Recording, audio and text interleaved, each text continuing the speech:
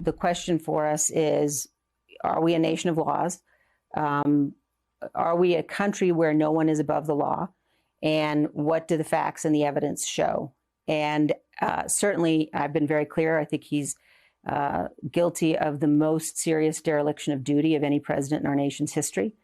You've had a federal judge in California say that it's more likely than not that he and John Eastman committed two crimes. So, I think that we're going to continue to follow the facts. I think the Department of Justice will do that, but they have to make decisions about prosecution, understanding what it means if the facts and the evidence are there and they decide not to prosecute. How do we then call ourselves a nation of laws? Throwing down the gauntlet, as Liz Cheney is known to do. Let's bring into our breaking news coverage Michigan Secretary of State Jocelyn Benson. She spoke to federal prosecutors in March about the fake elector scheme in her state. Your reaction to today's breaking news? You're someone we have turned to over the years since the election of 2020 and efforts to steal it from Donald Trump. News today that Trump has received a target letter from Jack Smith in the January 6th probe. I think it shows that we're moving towards justice being served. When the rule of law is broken, particularly in such a pernicious way to try to undermine and block the will of the people in our country, then if we allow that to stand, despite evidence that that there was an effort to undermine our democracy, then as Liz Cheney said, we are not a nation of laws, and indeed we are. And so I'm grateful that there's a wide scope of the investigation, that's leaving no stone unturned, and that it's a fact and evidence-based investigation to simply ensure justice is served so that we do not see a reoccurrence of these attempts in the future. Big news happening at the state level as well on the criminal accountability front. In your state, the Attorney General announcing charges against 16 individuals who were charged with 8 counts each, all felonies. If convicted, leading to lengthy prison sentences.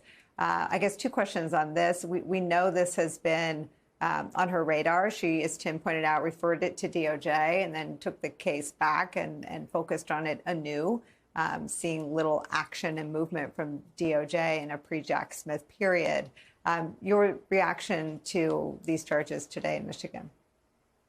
I think, look, this was an actionable plan, not just an idea, to lie to the federal government about who won a presidential election and how Michigan's electoral vote should go.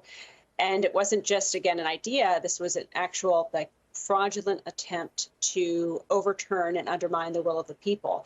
These documents were submitted to the federal government, then we received them and then turned them over to the Attorney General for a full investigation. And so I'm very grateful that the Attorney General has followed the facts, followed the law, and issued charges against individuals for whom there was an overwhelming amount of evidence that they knowingly, in my view, allegedly took actions to violate not just any laws, but the very laws that govern the access to our elections and who has power in our country. So I'm optimistic that we'll see justice served here. We'll see how the facts and the process plays out. But this certainly underscores that there's a role for states to play as well in seeking full accountability for all of those who took actions to undermine the will of the people in 2020. You've received a lot of recognition. I know that's not why you did it, and I know that nothing really ever erases the fear of having armed people outside your house when you're inside with your child. But those things stipulated, some of the people who have been recognized alongside you over the last 2.5 years are the Capitol Police officers themselves, who paid the price of this insurrection and engaged in what one described as, quote, medieval hand-to-hand combat. Others described it as worse than things they'd seen in combat, if they were combat veterans. I spoke to one of the officers today who said, I don't feel happy. I feel this almost unrelenting sense of rage and grief, that it's taken this long and it still feels like a long shot. How do you feel?